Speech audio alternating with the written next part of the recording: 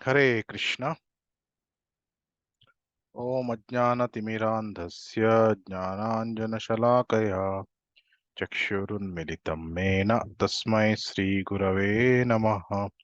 ನಮೋ ವಿಷ್ಣುಪಾದಾಯ ಕೃಷ್ಣಪ್ರೇಷ್ಠಾಯ ಭೂತಲೆ ಶ್ರೀಮತೆ ಭಕ್ತಿ ವೇದಾಂತ ಸ್ವಾಮಿನ್ನಿತಿ ನಾಮಿನೇ.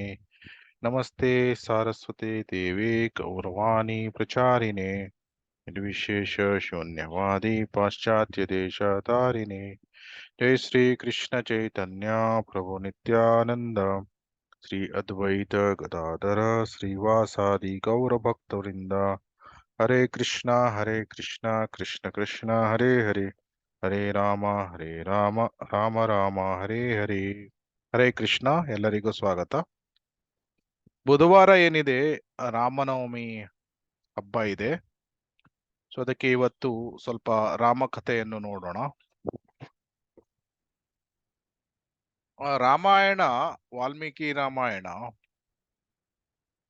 ಅದರಲ್ಲಿ ಆ ಬೇರೆ ಬೇರೆ ಇದನ್ನು ಸೆಕ್ಷನ್ ಆಗಿ ಮಾಡಿದ್ದಾರೆ. ಅದನ್ನು ರಾಮಾಯಣವನ್ನು ಪ್ರಪ್ರಥಮವಾಗಿ ಬರುವಂತದ್ದು ಬಾಲಕಾಂಡ. ಬಾಲಕಾಂಡದಲ್ಲಿ ಭಗವಾನ್ ರಾಮನ ಜನನ, ಆಮೇಲೆ ಅವನ ತಾರುಣ್ಯ, ಆಮೇಲೆ ಅವನ ವಿವಾಹದ ತನಕ ಬರುವಂತಹ ಲೀಲೆಗಳನ್ನು ಬಾಲಕಾಂಡದಲ್ಲಿ ವಿವರಿಸಲಾಗಿದೆ.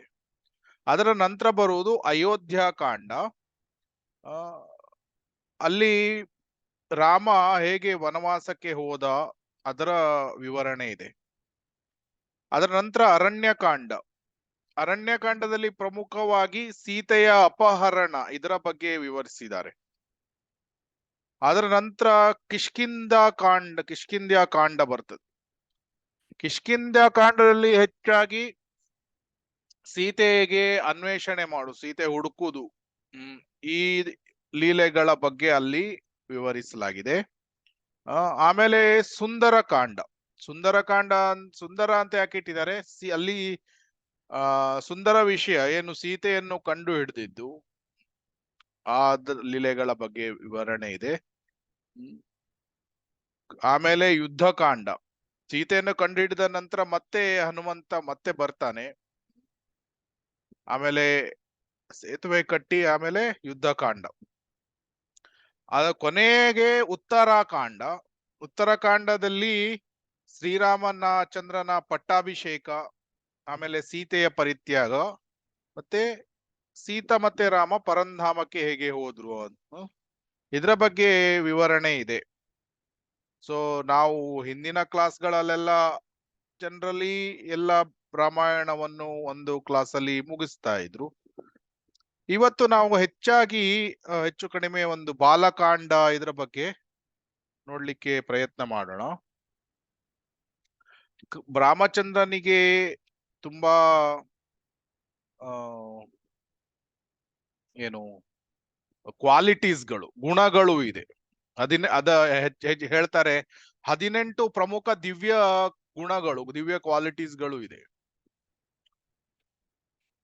ಭಗವದ್ಗೀತೆಯಲ್ಲಿ ಕೃಷ್ಣ ಏನು ಹೇಳ್ತಾನಂದ್ರೆ, ಯದಾ ಯದಾ ಹಿ ಧರ್ಮಸ್ಯ ಗ್ಲಾನಿರ್ಭವತಿ ಭಾರತ ಅಭ್ಯುತ್ಥಾನಂ ಅಧರ್ಮಸ್ಯ ತದಾತ್ಮಾನಂ ಸೃಜಾಮ್ಯಹಂ ಪರಿತ್ರಾಣಾಯ ಸಾಧೂನಾಂ ವಿನಾಶಾಯ ಚ ದುಷ್ಕೃತಾಂ ಧರ್ಮ ಸಂಸ್ಥಾಪನಾರ್ಥಾಯ ಸಂಭವಾಮಿ ಯುಗೆ ಯುಗೆ. ಸೊ ಯಾವಾಗ ಅಧರ್ಮ ಜಾಸ್ತಿ ಆಗ್ತದೆ, ಆವಾಗ ಆ ಧರ್ಮದ ಸಂಸ್ಥಾಪನೆಗಾಗಿ ನಾನು ಯುಗ ಯುಗಗಳಲ್ಲಿ ಬರ್ತೇನೆ. ಧರ್ಮಸ್ಯ ಗ್ಲಾನಿ ಮತ್ತೆ ಅಧರ್ಮ ಹೆಚ್ಚಾದ ಯುದ್ಧಾನಾಂ ಅಧರ್ಮಸ್ಯ. ಸೊ ಅದೇ ರೀತಿ ರಾವಣ ಯಾವಾಗ ಭೂಲೋಕದಲ್ಲಿ ಹ್ಯಾವಾಕ್ ಕ್ರಿಯೇಟ್ ಮಾಡ್ತಾನೆ, ಹ್ಯಾವಾಕ್ ಸೊ ಎಲ್ಲ ಈವನ್ ಭೂಲೋಕ ಅಂತಲ್ಲ, ಡೆಮಿಗಾಡ್ಸ್ ಗಳಿಗೆ ಸಹ ಅವನು ತುಂಬಾ ಹೆದರಿಕೆಯನ್ನು ತಂದು ಬಿಡ್ತಾನೆ. ಆವಾಗ ದೇವತೆಗಳು ಏನ್ ಮಾಡ್ತಾರೆ, ದೇವತೆಗಳು ಯಾವಾಗ್ಲೂ ದೇವತೆಗಳಿಗೆ ತೊಂದರೆ ಆದ್ರೆ ಅವ್ರು ಜನರಲಿ ಮಿಲ್ಕ್ ಓಷನ್ ಶ್ವೇತ ದ್ವೀಪಕ್ಕೆ ಹೋಗ್ತಾರೆ. ಅಲ್ಲಿ ಜನರಲಿ ಬ್ರಹ್ಮದೇವನ ಜೊತೆ ಹೋಗ್ತಾರೆ. ಬ್ರಹ್ಮದೇವನ ಜೊತೆ ಹೋಗಿ ಅಲ್ಲಿ ಅವರು ಪ್ರಾರ್ಥನೆಗಳನ್ನು ಸಲ್ಲಿಸಿದಾಗ ವಿಷ್ಣು ಬರ್ತಾನೆ ಅಲ್ಲಿ.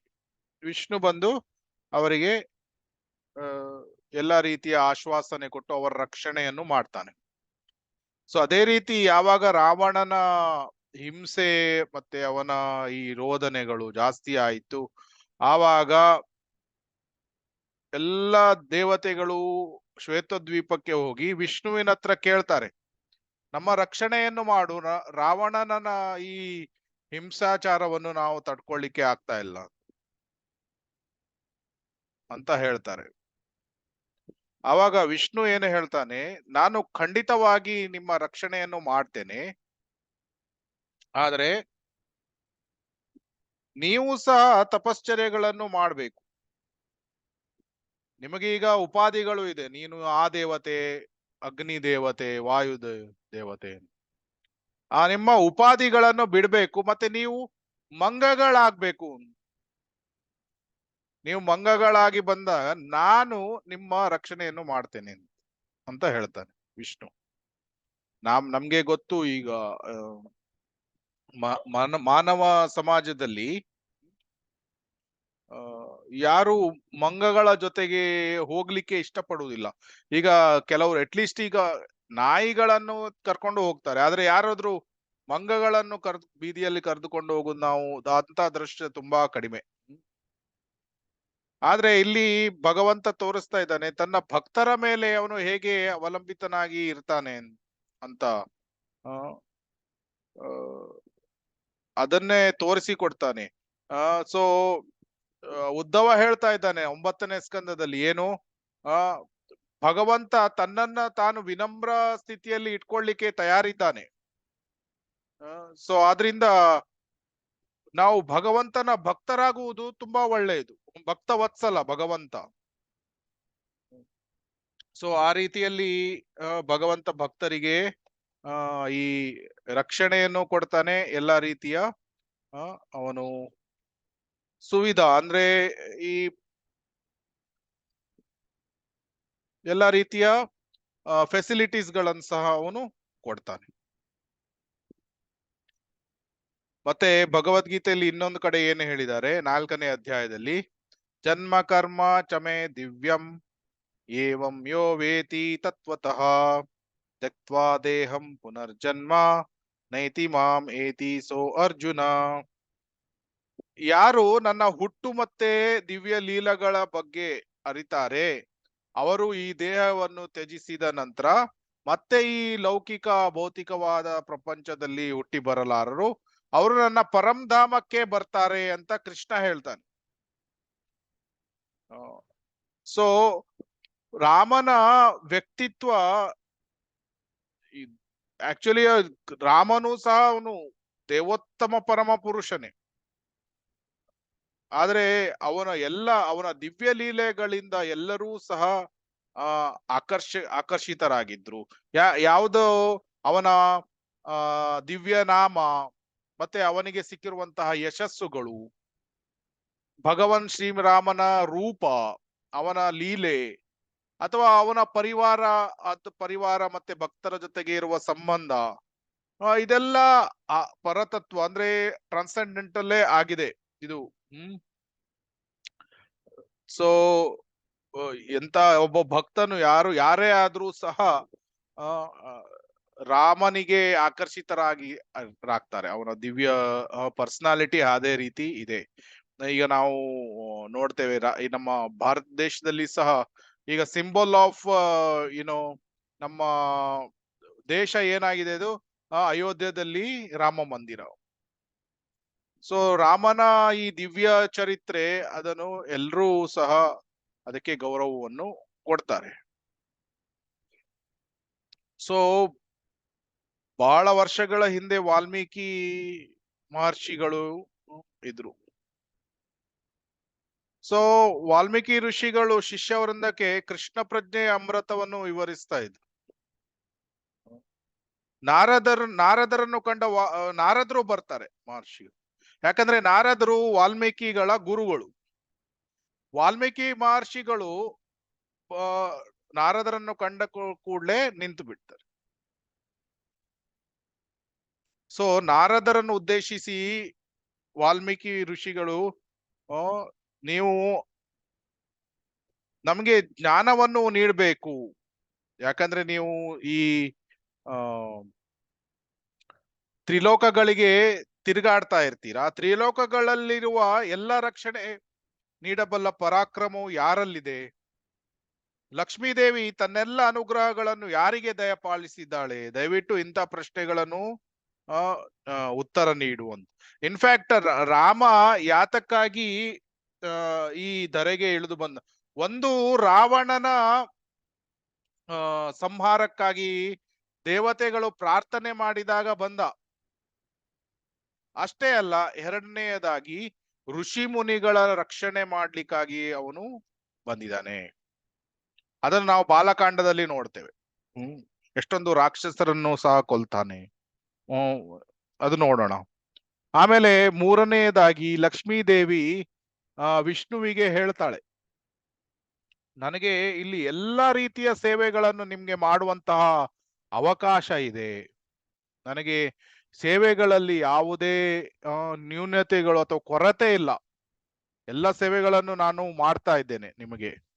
ಆದ್ರೆ ನನಗೆ ನಿಮ್ಮ ಜೊತೆ ಏಕಾಂತ ಬೇಕು ಅಂತ ಕೇಳ್ತಾಳೆ ವಿಷ್ಣುವಿಗೆ. ಯಾರು? ಲಕ್ಷ್ಮಿ. ಆವಾಗ ವೈಕುಂಠದಲ್ಲಿ ವಿಷ್ಣು ಕೇಳ್ತಾನೆ, ಇಲ್ಲಿ ನಾನು ಮತ್ತೆ ನೀವು ಇಬ್ಬರೇ ಇದ್ದೇವೆ, ನಿನಗೆ ಏಕಾಂತವೇ ಇದೆ, ಮತ್ತೆ ಎಲ್ಲಾ ರೀತಿಯ ಫೆಸಿಲಿಟೀಸ್ಗಳು ಇದೆ, ಎಲ್ಲಾ ಸೇವೆಗಳು ಇದೆ, ಮತ್ತೆ ನಿಂಗೆ ಇನ್ನೇನು ಬೇಕು ಅಂತ ಕೇಳ್ತಾನೆ ವಿಷ್ಣು ಲಕ್ಷ್ಮಿಗೆ. ಲಕ್ಷ್ಮಿ ಹೇಳ್ತಾಳೆ, ಒಂದು ಪ್ರಾಬ್ಲಮ್ ಇದೆ, ನನಗೆ ಸಂಪೂರ್ಣವಾದ ಪ್ರೈವೇಸಿ ಇಲ್ಲ. ಯಾಕೆಂದ್ರೆ ಅನಂತ ದೇವ ತನ್ನ 1000 ಹುಡ್ಡುಗಳಿಂದ, ಅವನಿಗೆ 1000 ಕಣ್ಣುಗಳು, 1000 ಅಂದ್ರೆ ಆ ಹುಡ್ಡುಗಳಲ್ಲಿ ಕಣ್ಣುಗಳು ಇರ್ತದೆ. ಸೊ ಅದರಿಂದ ನಮ್ಮನ್ನು ನೋಡ್ತಾ ಇರ್ತಾನೆ. ಆ ರೀತಿ ಬೇಡ, ನನಗೆ ಸಂಪೂರ್ಣವಾಗಿ ಏಕಾಂತ ಬೇಕು ಅಂತ. ಆವಾಗ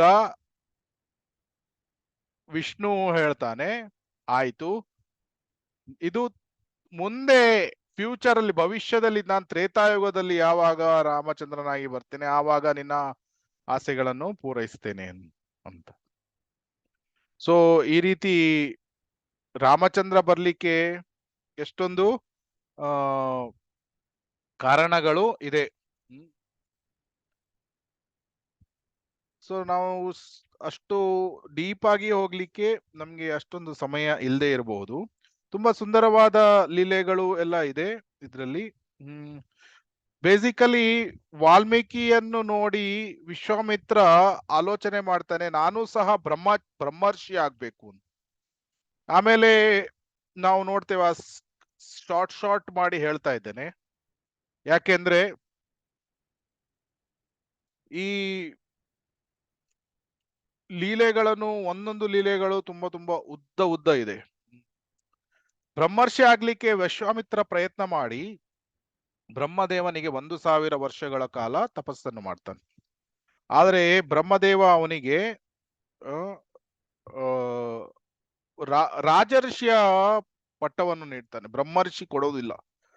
ಆವಾಗ ವಿಶ್ವಾಮಿತ್ರ ಆಲೋಚನೆ ಮಾಡ್ತಾನೆ, ನಾನು ಹೇಗಾದ್ರೂ ಬ್ರಹ್ಮ ಋಷಿ ಆಗ್ಬೇಕು ಅಂತ.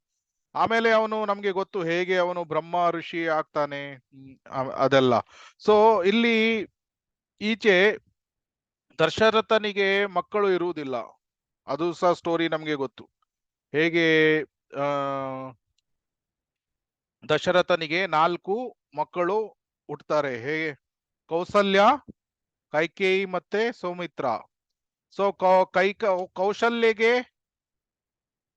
ಕೌಶಲ್ಯಗೆ ರಾಮ, ಕೈಕೇಯಿಗೆ ಭರತ, ಆಮೇಲೆ ಸುಮಿತ್ರೆಗೆ ಅವಳಿ ಮಕ್ಕಳಾಗ್ತಾರೆ. ಯಾರು? ಲಕ್ಷ್ಮಣ ಮತ್ತೆ ಶತ್ರುಘ್ನ ಇಬ್ರು ಸಹ ಆಗ್ತಾರೆ. ಸೊ ಜನ್ಮದಿಂದನೇ ರಾಮಚಂದ್ರ ದಶರಥನ ನೆಚ್ಚಿನ ಪುತ್ರನಾಗಿ ಇರ್ತಾನೆ. ಸೊ ವಿದ್ಯಾಭ್ಯಾಸಕ್ಕೆ ಕಳಿಸ್ತಾನೆ 4 ಜನರನ್ನು ಸಹ ದಶರಥ. ಆಮೇಲೆ ವಿದ್ಯಾಭ್ಯಾಸ ಆದ ಮೇಲೆ ಪುನಃ ವಾಪಸ್ಸು ಬಂದಾಗ ಅವರ ವಿವಾಹದ ಬಗ್ಗೆ ಆಲೋಚನೆ ಮಾಡ್ತಾನೆ ದಶರಥ ಮಹಾರಾಜ. ಆದ್ರೆ ಪ್ರಾಬ್ಲಮ್ ಏನಾಗ್ತದೆ, ಪ್ರಾಬ್ಲಮ್ ಅಂತ ಅಲ್ಲ, ಏನು ಯಾವ ವಿಷಯ ಆಗ್ತದಂದ್ರೆ, ಈ ವಿವಾಹದ ಬಗ್ಗೆ ಆಲೋಚನೆ ಮಾಡುವಾಗ ದಶರಥನ ಆಸ್ಥಾನಕ್ಕೆ ವಿಶ್ವಾಮಿತ್ರ ಮುನಿಗಳು ಬರ್ತಾರೆ. ವಿಶ್ವಾಮಿತ್ರ ಮುನಿಗಳು ಬಂದು ಜನರಲಿ ಋಷಿಗಳು ಬಂದಾಗ ಅವರಿಗೆ ಸಿಂಹಾಸನದ ಮೇಲೆ ಕೂರಿಸ್ತಾರೆ, ಎಲ್ಲ ಪಾದ ಪೂಜೆ ಎಲ್ಲ ಮಾಡಿ. ಈ ರೀತಿ ಮಾಡಿ ವಿಶ್ವಾಮಿತ್ರರಿಗೆ ದಶರಥ ಮಹಾರಾಜ ಆತಿಥ್ಯದಿಂದ ಅವರನ್ನು ಆಗಮಿಸಿಕೊಂಡಾಗ ಅವರಿಂದ ಪ್ರಸನ್ನರಾಗಿದ್ದ ವಿಶ್ವಾಮಿತ್ರರು ಅವರಿಗೆ ಆಶೀರ್ವಾದವನ್ನು ಕೊಡ್ತಾರೆ. ಆವಾಗ ದಶರಥ ಮಹಾರಾಜ ಹೇಳ್ತಾನೆ, ನಿಮ್ಮ ಆಗಮನವೇ ಒಂದು ಆಶೀರ್ವಾದ, ನಾನು ನಿಮ್ಗೆ ನಿಮ್ಮ ಹೇಗೆ ಅಭಿಲಾಷೆಯನ್ನು ಹೇಗೆ ಪೂರೈಸಬೇಕು ಅಂತ ಕೇಳ್ತಾನೆ. ಆವಾಗ ವಿಶ್ವಾಮಿತ್ರರು ಹೇಳ್ತಾರೆ, ನಾನು ಒಂದು ಶ್ರೇಷ್ಠ ಯಜ್ಞವನ್ನು ಮಾಡ್ಬೇಕಂತ ಇದ್ದೇನೆ. ಆದ್ರೆ ಆ ಯಜ್ಞಕ್ಕೆ ಇಬ್ಬರು ರಾಕ್ಷಸರು ತೊಂದರೆ ಕೊಡ್ತಾ ಇದ್ದಾರೆ. ಯಾರು? ಮಾರೀಚ ಮತ್ತೆ ಸುಬಾಹು. ಅವರು ಮಾಂಸ ರಕ್ತ ಸುರಿಸಿ ಯಜ್ಞಾಚರಣೆಗಳನ್ನು ಭಂಗ ಮಾಡ್ತಾ ಇದ್ದಾರೆ. ನನಗೆ ನೀನು ರಾಮನನ್ನು ಕಳಿಸು, ಯಾಕಂದ್ರೆ ರಾಮ ಅವನನ್ನು ಕೊಲ್ಲಿಕ್ಕೆ ಸಾಧ್ಯ ಇದೆ. ರಾಮಚಂದ್ರನ ಕಳಿಸು ಅಂದಾಗ ವಿಶ್ವಾಮಿತ್ರರ ಮೈ ಎಲ್ಲ, ದೇಹ ಎಲ್ಲ ಕಂಪನ ಆಗ್ಲಿಕ್ಕೆ ಆರಂಭ ಆಗ್ತದೆ. ಯಾಕಂದ್ರೆ ನನ್ನ ನೆಚ್ಚಿನ ರಾಮಚಂದ್ರನನ್ನು ನಾನು ಕಳಿಸ್ತೇನೆ, ಆದ್ರೆ ಕಳಿಸ್ಬೇಕಾಗ್ತದೆ. ಆದ್ರೆ ಅವನಿಗೆ ಈಗ ಕೇವಲ 16 ವರ್ಷಗಳು ಮಾತ್ರ ಇದೆ, ಇನ್ನು ಶಸ್ತ್ರಾಭ್ಯಾಸವನ್ನು ಸಹ ಸಂಪೂರ್ಣವಾಗಿ ಕಲ್ತಿಲ್ಲ. ಆದ್ರಿಂದ ನನ್ನ ಮಗನ್ ಕೇಳ್ಬೇಡಿ, ಬೇಕಾದ್ರೆ ನಾನೇ ಬರ್ತೇನೆ ನಿಮ್ಮ ಜೊತೆಗೆ, ರಾಮನನ್ನು ಮಾತ್ರ ಕಳಿಸ್ಲಿಕ್ಕೆ, ಅಥವಾ ನನ್ನ ಸೈನ್ಯವನ್ನು ನಾನು ಕಳಿಸ್ತೇನೆ ಅಂತ ಹೇಳ್ತೇನೆ. ಆವಾಗ ವಿಶ್ವಾಮಿತ್ರರು ಹೇಳ್ತಾರೆ, ರಾವಣ ಈ ಎಲ್ಲಾ ಜಗತ್ತನ್ನು ಪೀಡಿಸ್ತಾ ಇದ್ದಾನೆ, ಯಜ್ಞಗಳನ್ನು ಹಾಳು ಮಾಡ್ತಾ ಇದ್ದಾನೆ. ಈ ಪ್ರಬಲ ರಾಕ್ಷಸರಾದ ಮಾರೀಚ ಮತ್ತು ಸುಬಾಹುಗಳನ್ನು ಕಳಿಸಿ ಹಾವಳಿ ಮಾಡ್ತಾ ಇದ್ದಾನೆ. ರಾವಣನೊತ್ತಿಗೆ ಯುದ್ಧ ಮಾಡ್ಲಿಕ್ಕೆ ಬೇರೆ ಯಾರಿಗೂ ಸಾಧ್ಯ ಇಲ್ಲ. ಸೊ ನಿನ್ನ ಮಗ ರಾಮನನ್ನು ಕಳಿಸು, ಇಲ್ಲದಿದ್ರೆ ನೀನ್ ಶಿಕ್ಷೆಗೆ ಒಳಗಾಗಬೇಕಾಗ್ತದೆ. ಆವಾಗ ವಾಲ್ಮೀಕಿ ಮಹರ್ಷಿಗಳು ವಸಿಷ್ಠ ಏನ್ ಹೇಳ್ತಾರಂದ್ರೆ, ದಯವಿಟ್ಟು ಆ ರೀತಿ ಮಾಡ್ಬೇಡ, ರಾಮನನ್ನು ಕಳಿಸು, ಇಲ್ದಿದ್ರೆ ನಿನಗೆ ತೊಂದರೆ ಆಗ್ತದೆ ಅಂತ ಹೇಳ್ತಾರೆ. ಆವಾಗ ವಿಶ್ವಾಮಿತ್ರ ಹೇಳ್ತಾನೆ, ಯಾವುದೇ ಭಯ ಪಡುವ ಕಾರಣ ಇಲ್ಲ, ನಾನು ಕೆಲವೇ ಸಮಯಕ್ಕಾಗಿ ನಾನು ರಾಮನನ್ನು ಕರೆದುಕೊಂಡು ಹೋಗ್ತೇನೆ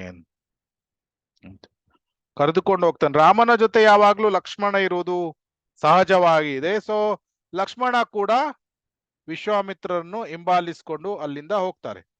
ಆಮೇಲೆ ನಮ್ಗೆ ಗೊತ್ತು ಹೇಗೆ ಅವರು ಗಂಗಾ ನದಿಯ ತೀರಕ್ಕೆ ಬರ್ತಾರೆ. ಸರಯು ಮತ್ತೆ ಗಂಗಾ ನದಿಯ ತೀರ, ಅಲ್ಲಿ ವಿಶ್ವಾಮಿತ್ರರು ಇದು ಕಾಮದೇವನನ್ನು ಶಿವ ಭಸ್ಮ ಮಾಡಿದ ಸ್ಥಳಕ್ಕೆ ಬರ್ತಾರೆ. ಅದರ ನಂತರ ವಿಶ್ವಾಮಿತ್ರರು ಹೇಳ್ತಾರೆ, ಏನು ಬ್ರಹ್ಮದೇವ ಒಂದು ಮಾನಸ ಸರೋವರ ಮಾಡಿದ್ದ ಮನಸ್ಸಿನಿಂದ, ಸರಯು ನದಿ ಆ ಸರೋವರದಿಂದ ಬರ್ತಾ ಇದೆ, ಇಲ್ಲಿ ಪ್ರಾರ್ಥನೆಗಳನ್ನು ಮತ್ತೆ ನಮಸ್ಕಾರಗಳನ್ನು ಸಲ್ಲಿಸಬಹುದು ಅಂತ. ಸೊ ಈ ರೀತಿ ಅವರು ಗಂಗಾ ನದಿ ತೀರದಲ್ಲಿ ಇರ್ಬೇಕಾದ್ರೆ ಹೇಳ್ತಾರೆ, ಇಲ್ಲಿ ಯಾರು ಈಗ ನಿಲ್ತಾ ಇಲ್ಲ ಈ ಸ್ಥಳಗಳಲ್ಲಿ, ಯಾಕಂದ್ರೆ ತಾಟಕಿ ಅನ್ನುವ ರಾಕ್ಷಸಿ ತನ್ನ ಮಗ ಯಾರು ಮಾರೀಚನ್ ಎಲ್ಲಾ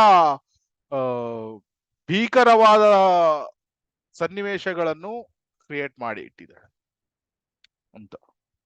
ಸೊ ಆದ್ರಿಂದ ವಿಶ್ವಾಮಿತ್ರ ಹೇಳ್ತಾರೆ, ನೀನು ಅವಳು ತಾಟಕಿ ಸ್ತ್ರೀ ರಾಕ್ಷಸಿ ಅಂತ ಕೊಲ್ಲಲಿಕ್ಕೆ ಹಿಂಜರಿಬೇಡ, ಯಾಕಂದ್ರೆ ವಿಷ್ಣು ಸಹ ಎಷ್ಟೊಂದು ಸ್ತ್ರೀಯರನ್ನು, ಅಂದ್ರೆ ಭೃಗು ಮುನಿಯ ಪತ್ನಿ ಇಂದ್ರನನ್ನು ಕೊಲ್ಲಲು ಇಚ್ಛಿಸಿದಾಗ ಭಗವಾನ್ ವಿಷ್ಣು ಅವಳನ್ನು ಸಹ ಸಂಹರಿಸಿದ್ದಾನೆ. ಸೊ ಈ ರೀತಿ ಅಥವಾ ವಿರೋಚನನ ಪುತ್ರಿ ಪೃಥ್ವಿಯನ್ನು ನಾಶಪಡಿಸಿದಾಗ ಇಂದ್ರ ಸಹ ಅವಳನ್ನು ಸಂಹರಿಸಿದ್ದಾನೆ. ಆದ್ರಿಂದ ನೀನು ತಾಟಕಿಯನ್ನು ಸಂಹರಿಸ್ಲಿಕ್ಕೆ ಹಿಂದೆ ಮುಂದೆ ನೋಡ್ಬೇಡ ಅಂತ ರಾಮನಿಗೆ ಹೇಳ್ತಾಳೆ. ಆಮೇಲೆ ನಮ್ಗೆ ಗೊತ್ತು ಹೇಗೆ ತಾಟಕಿ ಬೃಹದಾಕಾರದ ಗಾತ್ರ ಅವಳದು. ಸೊ ಅಂತ ಅವಳನ್ನು ರಾಮ ಏನ್ ಹೇಳ್ತಾನೆ, ಲಕ್ಷ್ಮಣ ನಾನು ಸ್ತ್ರೀಯನ್ನು ಇದು ಕೊಲ್ಲುವುದಿಲ್ಲ, ನೀನು ಇದು ಮಾಡು ಅಂತ, ಕಿವಿಗಳನ್ನು ಮೂಗುಗಳನ್ನು ಕತ್ತರಿಸಿ ಬಿಡು ಅಂತ. ಸೊ ಆಮೇಲೆ ನಮ್ಗೆ ಗೊತ್ತು ಹೇಗೆ ಮಾರೀಚನನ್ನು ಸಹ ಕೊಲ್ತಾನೆ, ಸುಬಾಹುವನ್ನು ಸಹ ಕೃಷ್ಣ ರಾಮ ಕೊಲ್ತಾನೆ. ಅದಾದ ನಂತರ ವಿಶ್ವಾಮಿತ್ರ ಋಷಿಗಳು ಜನಕ ಮಹಾರಾಜನ ಆಸ್ಥಾನಕ್ಕೆ ಬರ್ತಾರೆ. ಜನಕ ಮಹಾರಾಜನ ಆಸ್ಥಾನದಲ್ಲಿ ಸೀತಾಮಾತಾ ನಮ್ಗೆ ಗೊತ್ತು. ಜನಕ ಮಹಾರಾಜ ಏನ್ ಮಾಡಿದ, ಧನುಷ್ ಕಾಂಪಿಟೇಷನ್ ಅಂದ್ರೆ ಈ ಧನಸ್ಸನ್ನು ಅದಕ್ಕೆ ಏನ್ ಹೇಳ್ತಾರೆ, ಮಹೇಶ ಚಾಪ ಅನ್ನುವ ಬಿಲ್ಲು, ಆ ಬಿಲ್ಲಿಗೆ ಸ್ಟ್ರಿಂಗ್ ಅನ್ನು ಕಟ್ಟಬೇಕು. ಇದು ಯಾರಿಗೆ ಸಾಧ್ಯ ಆಗ್ತದೆ ಅವರು ಸೀತೆಗೆ ಮದುವೆ ಆಗ್ಬಹುದು ಅಂತ. ದಿಸ್ ಇಸ್ ದ ಕಾಂಪಿಟೇಷನ್ ಅಲ್ಲಿ ಸ್ವಯಂವರ ನಡೀತಾ ಇರ್ತದೆ. ಆ ಬಿಲ್ಲಿನ ಮಹತ್ವ ಏನು ಅಂದ್ರೆ, ಆ ಬಿಲ್ಲನ್ನು ಎತ್ತಬೇಕಾದ್ರೆ 8,000 ಜನ ಸೈನಿಕರು ಬೇಕು. ಆಮೇಲೆ ಆ ಸೈನಿಕರು ಎತ್ತಿ ಬಿಟ್ಟು 2 ಹೆಜ್ಜೆ ನಡಿಬೇಕಾದ್ರೆ ಅವ್ರಿಗೆ ಸುಸ್ತಾಗ್ತದೆ, ಮತ್ತೆ ಅರ್ಧ ಗಂಟೆ ಅವ್ರು ರೆಸ್ಟ್ ತಗೊಳ್ಬೇಕು ಅಂತ ಬಿಲ್ಲದು. ಆದ್ರೆ ಸಣ್ಣವನಿರ್ಬೇಕಾದ್ರೆ ಏನಾಗಿರ್ತದೆ ಅಂದ್ರೆ, ಈ ಸೀತಾಮಾತೆ 5 ವರ್ಷ ಇರ್ಬೇಕಾದ್ರೆ ಅವಳ ಸ್ನೇಹಿತೆ ಅವಳು ಆ ಮೇಲೆ ಇರುವಂತಹ ಈ ಗಿಡದ ಮೇಲೆ ಇರುವಂತಹ ಹೂವನ್ನು ತೆಗಿಲಿಕ್ಕೆ ಸೀತಾಮಾತೆಗೆ ಹೇಳ್ತಾಳೆ. ಅದಕ್ಕೆ ಕೈ ಎಡ್ಕುವುದಿಲ್ಲ, ಯಾಕಂದ್ರೆ 5 ವರ್ಷದ ಮಕ್ಕಳು ಇರ್ತಾರೆ, ಕೈ ಎಡುಕುವುದಿಲ್ಲ ಅಂತ ಸೀತಾಮಾತೆ ಏನ್ ಮಾಡ್ತಾಳೆ, ಆ ಮಹೇಶ ಚಾಪ ಧನಸ್ಸನ್ನ ಲೆಫ್ಟ್ ಹ್ಯಾಂಡ್ ಅಲ್ಲಿ ಎಡಗೈಯಲ್ಲಿ ಎತ್ತಿ ಅದನ್ನು ಆ ಹೂ ತೆಗಿಲಿಕ್ಕೆ ಉಪಯೋಗಿಸಿರ್ತಾಳೆ. So much powerful, very powerful ಸೀತಾಮಾತೆ. ಆವಾಗ ಇದನ್ನು ನೋಡಿ ಎಲ್ಲ ಮಿನಿಸ್ಟರ್ಸ್ಗಳು ಜನಕ ಮಹಾರಾಜನಿಗೆ ಹೇಳ್ತಾರೆ, ಸೀತಾಮಾತೆ 5 ವರ್ಷ ಎಡಗೈಯಲ್ಲಿ ಆ ಧನಸ್ಸನ್ನು ಹಿಡಿದು ಈ ಹೂವನ್ನು ತೆಗಿತಾ ಇದ್ದಾಳೆ, ಎಷ್ಟು ಪವರ್ಫುಲ್ ಆಗಿರ್ಬೇಕು ಅಂತ. ಆವಾಗ ಜನಕ ಮಹಾರಾಜ ಅವನು ಆಲೋಚನೆ ಮಾಡ್ತಾನೆ, ಏನು, ನಾನು ಈಗ ಸೀತಾಮಾತೆಗೆ ಮದುವೆ ಮಾಡ್ಬೇಕಾದ್ರೆ ಅವಳಿಗೆ ಆಗುವಂತಹ ಪತಿ ಕಡೇ ಪಕ್ಷ ಈ ಧನಸ್ಸನ್ನು ಎತ್ತುವಂತಹ ಒಂದು ಶಕ್ತಿ ಅವನಿಗೆ ಇರಬೇಕು. ಯಾಕಂದ್ರೆ ಇವಳು ಎಡಗೈಯಲ್ಲಿ ಎತ್ತಿದ್ದಾಳೆ, ಆ ಎತ್ತುವಂತ ಶಕ್ತಿ ಆದ್ರೂ ಆ ವ್ಯಕ್ತಿಯಲ್ಲಿ ಇರಬೇಕು, ಅಂತವನಿಗೆ ಮಾತ್ರ ನಾನು ಮದುವೆ ಮಾಡಿ ಕೊಡ್ತೇನೆ ಅಂತ. ಸೊ ಇಲ್ಲಿ ನಾವು ಸೀತಾಮಾತೆಯ ಶಕ್ತಿ ನೋಡ್ಬೋದು. ಸೀತಾಮಾತೆ ಸುಲಭವಾಗಿ ರಾವಣನನ್ನು ಕೊಂದಾಕ್ಬೋದಾಗಿತ್ತು, ಆದ್ರೆ ಅವಳು ಆ ರೀತಿ ಮಾಡುವುದಿಲ್ಲ. ಯಾಕೆಂದ್ರೆ ಅವಳು ಮುಂದಿನ ಮಾನವ ಜನಾಂಗಕ್ಕೆ ತೋರಿಸ್ಲಿಕ್ಕೆ ಹೇಗೆ ಸ್ತ್ರೀ ಸಬ್ಮಿಸಿವ್ ಆಗಿ ಇರ್ಬೇಕು, ಆಮೇಲೆ ಅವಳು ತೋರಿಸ್ಕೊಡ್ಲಿಕ್ಕೆ ನಾನು ಹೇಗೆ ಪತಿಯ ಮೇಲೆ ಅವಲಂಬಿತಳಾಗಿ ಇದ್ದೇನೆ ಅಂತ ತೋರಿಸ್ಕೊಡ್ಲಿಕ್ಕೆ ಅವಳು ಆ ರೀತಿ ಕೊಲ್ಲಿಲ್ಲ. ಸೊ ಇಲ್ಲಿ ಈ ಸ್ವಯಂವರ ಅರೇಂಜ್ ಆಗಿದೆ. ವಿಶ್ವಾಮಿತ್ರ ಮುನಿಗಳು ರಾಮಚಂದ್ರ ಅವನನ್ನು ಕರ್ಕೊಂಡು ಬಂದಿದ್ದಾರೆ. ರಾಮಚಂದ್ರನ ಜೊತೆಗೆ ಲಕ್ಷ್ಮಣ ಸಹ ಬಂದಿದ್ದಾನೆ. ಲಕ್ಷ್ಮಣ ಮತ್ತೆ ರಾಮ ಕೂತಿದ್ದಾರೆ. ಆವಾಗ ಎಷ್ಟೊಂದು ಜನ ರಾಜಕುಮಾರರು ಆ ಬಿಲ್ಲನ್ನು ಎತ್ತಲಿಕ್ಕೆ ಪ್ರಯತ್ನ ಮಾಡ್ತಾ ಇದ್ದಾರೆ, ಆದ್ರೆ ಅವರಿಗೆ ಎತ್ತಲಿಕ್ಕೆ ಆಗ್ತಾ ಇಲ್ಲ. ಆವಾಗ ವಿಶ್ವಾಮಿತ್ರ ಮುನಿ ರಾಮಚಂದ್ರನಿಗೆ ಏನು ಹೇಳ್ತಾರೆ, ನೀನು ಹೋಗಿ ಏನು ಆ ಬಿಲ್ಲನ್ನು ನೋಡು. ಆವಾಗ ರಾಮಚಂದ್ರ ಹೋಗ್ತಾನೆ, ಆ ಬಿಲ್ಲನ್ನು ಸುಲಭವಾಗಿ ಎತ್ತಿ ಅದಕ್ಕೆ ಸ್ಟ್ರಿಂಗ್ ಅನ್ನು ಕಟ್ತಾನೆ ಅವನು ರಾಮಚಂದ್ರ. ಆವಾಗ ಅಲ್ಲಿ ಸೀತೆ ಹೂವಿನ ಹಾರ ಇಟ್ಕೊಂಡು ನಿಲ್ತಾಳೆ. ಸೊ ಆ ಸಮಯದಲ್ಲಿ ಸೀತಾಮಾತೆಗೆ ಕೇವಲ 6 ವರ್ಷ, ರಾಮಚಂದ್ರನಿಗೆ 12 ಎಷ್ಟು 12 16 ವರ್ಷ, 16 ವರ್ಷಗಳು. ರಾಮಚಂದ್ರನ ಎತ್ತರ ಏನಿದೆ ಸ್ವಲ್ಪ ದೊಡ್ಡದಾಗಿದೆ, 6 ಇಯರ್ಸ್ ಆಗಿರೋದ್ರಿಂದ ಸೀತಾಮಾತೆಯ ಹೈಟ್ ಏನಿದೆ ಅದು ತುಂಬಾ ಕಡಿಮೆ ಇದೆ. ಸೊ ಜನರಲಿ ಹುಡುಗರು ಬಗ್ಗುದಿಲ್ಲ ಯಾರ ಹಾಕ್ಬೇಕಾದ್ರೆ. ಸೊ ಸೀತಾಮಾತೆಗೆ ತಲುಪ್ತಾ ಇರ್ಲಿಲ್ಲ, ಬರೇ ಭುಜದಷ್ಟು ಮಾತ್ರ ತಲುಪ್ತಾ ಇತ್ತು. ಏನ್ ಮಾಡುದು, ರಾಮಚಂದ್ರ ಅವನು ಬಗ್ತಾ ಇಲ್ಲ. ಸೊ ಅವಾಗ ಲಕ್ಷ್ಮಣ ಬಂದು ರಾಮಚಂದ್ರನ ಕಾಲನ್ನು ಗಟ್ಟಿಯಾಗಿ ಇಟ್ಕೊಳ್ತಾನೆ. ಆವಾಗ ಹೀಗೆ ಗಟ್ಟಿಯಾಗಿ ಇಟ್ಕೊಂಡಾಗ ರಾಮಚಂದ್ರ ಅವನಿಗೆ ಆಶೀರ್ವಾದ ಮಾಡ್ಲಿಕ್ಕೆ ಹೀಗೆ ಬಗ್ತಾನೆ. ಆ ಬಗ್ಗಿದಾಗ ಅದೇ ಸಮಯದಲ್ಲಿ ಸೀತಾಮಾತೆ ಆ ಹೂವಿನ ಹಾರವನ್ನು ರಾಮಚಂದ್ರನಿಗೆ ಹಾಕಿಬಿಡ್ತಾಳೆ. ಸೊ ಹಾಕಿಬಿಟ್ಟಾಗ ಅವ್ರದ್ದು ಮದುವೆ ಆಯ್ತು. So divine marriage. ಸೊ ಅವ್ರು ಈ ರಾಮಚಂದ್ರ ತುಂಬಾ ಪಾಪ್ಯುಲರ್ ಆಗಿ ಇರ್ತಾನೆ. ಫ್ಯಾಕ್ಟ್ ನಮ್ಗೆ ಗೊತ್ತು ಹೇಗೆ ಅಯೋಧ್ಯೆಯಲ್ಲಿ ಇರ್ಬೇಕಾದ್ರೆ ಸಹ ಎಷ್ಟೊಂದು ಜನ ರಾಮಚಂದ್ರನನ್ನು ನೋಡ್ಲಿಕ್ಕೆ ಬರ್ತಿದ್ರು. ಆ ಸಮಯದಲ್ಲಿ ಸೀತಾಮಾತೆಗೆ ಯಾವುದೇ ಫ್ರೀ ಟೈಮ್ ಸಿಗ್ತಾ ಇರ್ಲಿಲ್ಲ. ಯಾವಾಗ್ಲೂ ರಾಮಚಂದ್ರನ ನೋಡ್ಲಿಕ್ಕೆ ಯಾರಾದ್ರೂ ಬರ್ತಾ ಇರ್ತಾರೆ, ಅವರ ಜೊತೆಗೆ ರಾಮಚಂದ್ರ ಸಮಯವನ್ನು ಮಾಡ್ತಾ ಇರ್ತಾನೆ. ಸೊ ಈಗ ಮದುವೆ ಆಗಿದೆ, ಮದುವೆ ಆಗಿ ಸೀತಾಮಾತೆ ಅಯೋಧ್ಯೆಗೆ ಬಂದಿದ್ದಾಳೆ. ಆದ್ರೆ ವೈಕುಂಠದಲ್ಲಿ ಲಕ್ಷ್ಮಿ ಏನ್ ಹೇಳಿದ್ಲು, ನನ್ಗೆ ಪ್ರೈವೇಟ್ ಟೈಮ್ ಬೇಕು, ಪ್ರೈವೇಸಿ ಬೇಕು ಅಂತ. ಆದ್ರೆ ಪ್ರೈವೇಸಿ ಸಿಗ್ತಾ ಇಲ್ಲ ಅಯೋಧ್ಯೆಯಲ್ಲಿ. ಯಾಕೆಂದ್ರೆ ಎಷ್ಟೊಂದು ಜನ ರಾಮಚಂದ್ರನ ದಿವ್ಯ ಕ್ವಾಲಿಟಿ ಮತ್ತೆ ದಿವ್ಯ ಈ ರೂಪವನ್ನು ನೋಡಿ ಅವನನ್ನು ಭೇಟಿ ಆಗ್ಲಿಕ್ಕೆ ಬರ್ತಾ ಇದ್ದಾರೆ. ಸೊ ಅವಾಗ ಮತ್ತೆ ಸೀತಾಮಾತೆ ರಾಮಚಂದ್ರನಿಗೆ ಕೇಳ್ತಾಳೆ, ಏನಾಯ್ತು, ನಾನು ನಿನ್ಗೆ ಪ್ರೈವಸಿಯನ್ನು ಕೇಳಿದ್ದೆ, ಆದ್ರೆ ನಿನ್ಗೆ ಇಲ್ಲಿ 24 ಗಂಟೆಗಳ ಕಾಲ ಜನರು ನೋಡ್ಲಿಕ್ಕೆ ಬರ್ತಾ ಇರ್ತಾರೆ ಅಂತ. So this is one of the reason. ಮಂತರೆ ಏನಾಗ್ತದೆ, ಆ ಮಂತರೆ ಬಂದು ಕೈಕೇಯಿಯ ಮನಸ್ಸನ್ನು ತಿರುಗಿಸುವುದು, ಇದೆಲ್ಲ ಲೀಲೆಗಳು ಯಾತಕ್ಕಾಗಿ ಆಯ್ತು ಅಂದ್ರೆ 14 ವರ್ಷಗಳ ಕಾಲ ಸೀತಾಮಾತೆಗೆ, ಅಂದ್ರೆ 14 ವರ್ಷಗಳ ಅಂದ್ರೆ ಹೆಚ್ಚು ಸಮಯ, ಅದ್ರಲ್ಲಿ ತುಂಬಾ ಸಮಯ ಪ್ರೈವೇಸಿ ಸಿಗ್ಲಿಲ್ಲ. ಆದ್ರೂ ಸಹ ವಿರಹ ಭಾವ ಅಥವಾ ಸ್ವಲ್ಪ ರಾಜನ ಸಮಯದಲ್ಲಿ ಅಲ್ಲೆಲ್ಲ ಪ್ರೈವೇಟ್ ಟೈಮ್ಗಳು. ಯಾಕಂದ್ರೆ ಸೀತೆ ಮತ್ತೆ ರಾಮ ಇಬ್ಬರೇ ಇದ್ರು, ಲಕ್ಷ್ಮಣ ಎಲ್ಲಾ ಸೇವೆಗಳನ್ನು ಮಾಡ್ತಾ ಇದ್ದ. ಸೊ ಈ ಲೀಲೆಗಳನ್ನು ಫೆಸಿಲಿಟೇಟ್ ಮಾಡ್ಲಿಕ್ಕಾಗಿ ಈ ಎಲ್ಲ ವನವಾಸಕ್ಕೆ ಹೋಗುವುದು, ಈ ಎಲ್ಲ ಲೀಲೆಗಳು ಫೆಸಿಲಿಟೇಟ್ ಆಯ್ತು. ನಾವು ಒಂದು ವಿಷಯ ನಾವಿಲ್ಲಿ ಅರ್ಥ ಮಾಡ್ಕೊಳ್ಬೇಕು, ಏನು ಅಂದ್ರೆ ಎಲ್ಲ Krishna is the supreme enjoyer, ಭೋಕ್ತಾರಂ ಯಜ್ಞ ತಪಸಾಂ ಸರ್ವಲೋಕ ಮಹೇಶ್ವರಂ ಸೂರದಂ ಸರ್ವಭೂತಾನಾಂ ಜ್ಞಾತ್ವಾ ಮಾಂ ಶಾಂತಿಂ ರಚ್ಯುತಿ.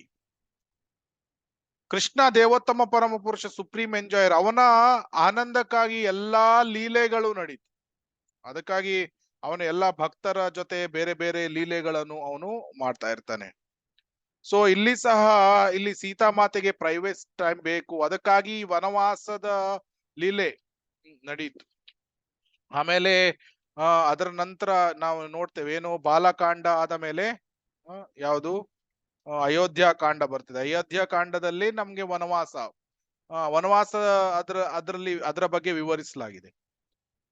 ನಾವೀಗ ನೋಡಿದ್ವಿ ಬಾಲಕಾಂಡ ಹೇಗೆ, ರಾಮನ ಜನನ ಅಥವಾ ತಾರುಣ್ಯ ಹೇಗೆ, ಅವನ ವಿವಾಹ ಹೇಗೆ ಆಯ್ತು, ಸಂಕ್ಷಿಪ್ತವಾಗಿ ನೋಡಿರ್ಬೋದು. ಆದ್ರೂ ಸಹ ಮತ್ತೆ ಮುಂದೆ ಅಯೋಧ್ಯ ಕಾಂಡದಲ್ಲಿ ವನವಾಸದಲ್ಲಿ ಹೆಚ್ಚಿನ ಸಮಯ ಪ್ರೈವೇಸಿಯಲ್ಲಿ ಅವರು ಕಳೀತಾರೆ ಸೀತಾ ಮತ್ತೆ ರಾಮಚಂದ್ರ ಭಗವಾನ್. ಅದರ ನಂತರ ನಮಗೆ ಸಂಭೋಗ ವಿಪ್ರಲಂಬ ಎರಡು ಲೀಲೆಗಳು ಇದೆ ಭಗವಂತನದ್ದು. ಅದರಲ್ಲಿ ವಿಪ್ರಲಂಬ ಭಗವಂತನಿಗೆ ಹೆಚ್ಚು ಆನಂದ ಕೆಲವೊಮ್ಮೆ ಕೊಡ್ತದೆ, ಯಾಕಂದ್ರೆ ವಿಪ್ರಲಂಬ ಆದ ಮೇಲೆ ಮತ್ತೆ ಸಂಭೋಗ ಆದಾಗ ಮತ್ತೆ ಆ ಪ್ರೇಮ ಏನಿದೆ ಭಗವಂತನ ಪ್ರೇಮ ಜಾಸ್ತಿ ಆಗ್ತದೆ. ಸೊ ಇದು everything is Leela of the lord. So ಅದಕ್ಕೆ ಸೀತಾರಾಮ ಮತ್ತೆ ಇವರ ಮಧ್ಯೆ ಇರುವ ಈ ಲೀಲೆ ಸಹ ತುಂಬಾ ಸುಂದರವಾದ ಲೀಲೆ ರಾಮಾಯಣದಲ್ಲಿ ಎಕ್ಸ್ಪ್ಲೇನ್ ಮಾಡಿದ್ದಾರೆ. ಇವತ್ತು ನಾವು ನೋಡಿರುವುದು ಕೇವಲ ಬಾಲಕಾಂಡ ಮಾತ್ರ. ಆಮೇಲೆ ನಮ್ಗೆ ಗೊತ್ತು ಹೇಗೆ ವನವಾಸಕ್ಕೆ ಹೋಗ್ಬೇಕಾದ್ರೆ ಮಂತರೆ ಅವಳು ಯಾವ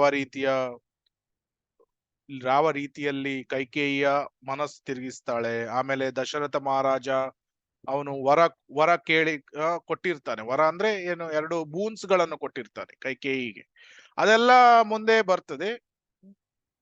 ಸೊ ಬೇಸಿಕಲಿ ಬಾಲಕಾಂಡದಲ್ಲಿ ಕೆಲವು ಸ್ಟೋರೀಸ್ಗಳು ಇದೆ. ಯಾರ ಹತ್ರ ಆದ್ರೂ ಈ ಪುಸ್ತಕ ಇದೆಯಾ? ಭಕ್ತಿ ವಿಕಾಸ ಸ್ವಾಮಿ ಅವರು ಬರೆದು ರಾಮಾಯಣ. ಇಲ್ಲ ಪ್ರಭು. ಚೆನ್ನಾಗಿದೆ, ತುಂಬಾ ಚೆನ್ನಾಗಿ ಬರೆದಿದ್ದಾರೆ. ಸೊ ಕನ್ನಡದಲ್ಲಿ ಸಹ ಅವಲಭ್ಯ ಇದೆ ಇದು. ಸೊ ಅದನ್ನು ಓದ್ಬೋದು. ರಾಮಚಂದ್ರನ ಲೀಲೆಗಳು ರಾಮ ನವಮಿ ಬುಧವಾರ ತನಕ ಇದೆ. ಅಷ್ಟು ಸಮಯ ನಾವು ಆದಷ್ಟು ರಾಮಚಂದ್ರ ಭಗವಾನ್ ಇವರ ಲೀಲೆಗಳನ್ನು ಕೇಳಬಹುದು ಅಥವಾ ಪುಸ್ತಕಗಳನ್ನು ಓದ್ಬಹುದು. ಸೊ ಆ ರೀತಿಯಲ್ಲಿ ನಾವು ರಾಮನವಮಿಯನ್ನು ಒಳ್ಳೆ ರೀತಿಯಲ್ಲಿ ಸೆಲೆಬ್ರೇಟ್ ಮಾಡೋಣ. ಆ ದಿನ ಏನು ಫಾಸ್ಟಿಂಗ್ ಇದೆ, ಮೋಸ್ಟ್ಲಿ 12 ಗಂಟೆ ತನಕ ಫಾಸ್ಟಿಂಗ್ ಇದೆ. ಹರೇ ಕೃಷ್ಣ ಕೃಷ್ಣ ಕೃಷ್ಣ ಹರೇ ಹರೇ, ಹರೇ ರಾಮ ರಾಮ ರಾಮ ಹರೇ ಹರೇ. ಮತ್ತೆ ಮುಂದೆ ನೋಡೋಣ ಅವಕಾಶ ಸಿಕ್ಕಾಗ ಅಯೋಧ್ಯ ಕಾಂಡ. ಆಕ್ಚುಲಿ ಇನ್ಫ್ಯಾಕ್ಟ್ ಪ್ರತಿ ಸಮಯದಲ್ಲಿ ನಾವು ಸಂಪೂರ್ಣ ರಾಮಾಯಣವನ್ನು ಒಂದು ಕ್ಲಾಸ್ ಅಲ್ಲಿ ಮುಗಿಸ್ತಾರೆ ಜನರಲಿ, ಅಥವಾ ಬೇರೆ ಬೇರೆ ರಾಮಾಯಣವನ್ನು ಬೇರೆ ಬೇರೆ ರೀತಿಯಲ್ಲಿ ಬೇರೆ ಬೇರೆ ಆಂಗಲ್ ಅಲ್ಲಿ ನೋಡ್ತಾರೆ. ಎಷ್ಟೊಂದು ಪುಸ್ತಕಗಳು ಇದೆ, ರಾಮನ ದಿವ್ಯ ಚರಿತ್ರೆ, ರಾಮನ ದಿವ್ಯ ಗುಣಗಳು, ಇದನ್ನೆಲ್ಲ ಬೇರೆ ಬೇರೆ ಆಂಗಲ್ ಅಲ್ಲಿ ಅನಲೈಸ್ ಮಾಡಿ ಲೆಕ್ಚರ್ಸ್ ಗಳನ್ನು ಕೊಡ್ತಾರೆ. ನಾವು ಇವತ್ತು ಸಂಕ್ಷಿಪ್ತವಾಗಿ ನೋಡಿದ್ದೇವೆ. ಹರೇ ಕೃಷ್ಣ. ಮುಂದಿನ ಸಮಯ ಯಾವಾಗಾದ್ರೂ ಅವಕಾಶ ಸಿಕ್ಕಾಗ ಅಯೋಧ್ಯ ಕಾಂಡ ಅಥವಾ ಅರಣ್ಯ ಕಾಂಡ ಎಲ್ಲ ಭಗವಂತನ ಇಚ್ಛೆ ಇದ್ರೆ ನೋಡ್ಬೋದು. ಕಿಷ್ಕಿಂಧ ಕಾಂಡ ಹಿಂದಿನ ಕ್ಲಾಸ್ ಅಲ್ಲಿ ಸಹ ನಾವು ಸಂಪೂರ್ಣವಾಗಿ ಹೇಗೆ ರಾವಣನ ವಧೆ ಆಯ್ತು ಅದೆಲ್ಲ ನೋಡಿದ್ದೆ. ಹರೇ ಕೃಷ್ಣ. ಪ್ರಭುಜಿ ಯುದ್ಧಕಾಂಡ ಆದ್ಮೇಲೆ ಯಾವ್ದು ನೆಕ್ಸ್ಟ್ ಇದೆ ಪ್ರಭುಜಿ? ಯುದ್ಧಕಾಂಡ ಆದ್ಮೇಲೆ ಒಂದು ಸೆಕೆಂಡ್, ಉತ್ತರಾಖಂಡದಲ್ಲಿ ರಾಮನ ಪಟ್ಟಾಭಿಷೇಕ, ಸೀತೆ ಪರಿತ್ಯಾಗ, ಅಥವಾ ಆಮೇಲೆ ಸೀತಾ ಮತ್ತೆ ರಾಮ ಹೇಗೆ ಪರಂಧಾಮಕ್ಕೆ ಹೋಗ್ತಾರೆ ಅಂತ. ಸೊ ಬಾಲಕಾಂಡ, ಅಯೋಧ್ಯ ಕಾಂಡ, ಅರಣ್ಯ ಕಾಂಡ, ಆಮೇಲೆ ಕಿಷ್ಕಿಂಧ ಕಾಂಡ, ಆಮೇಲೆ ಸುಂದರಕಾಂಡ, ಯುದ್ಧಕಾಂಡ, ಆಮೇಲೆ ಉತ್ತರಾಖಂಡ. ಆರ್ತಿಗೆ ಉತ್ತರಾಖಂಡ. ಇದು ವಾಲ್ಮೀಕಿ ರಾಮಾಯಣ, ವಾಲ್ಮೀಕಿ ಅವರು ಬರೆದಿರುವ ರಾಮಾಯಣದ ಸಂಕ್ಷಿಪ್ತವಾದ ರೂಪ ಈ ರೀತಿ ಇದೆ. ಹರೇ ಕೃಷ್ಣ.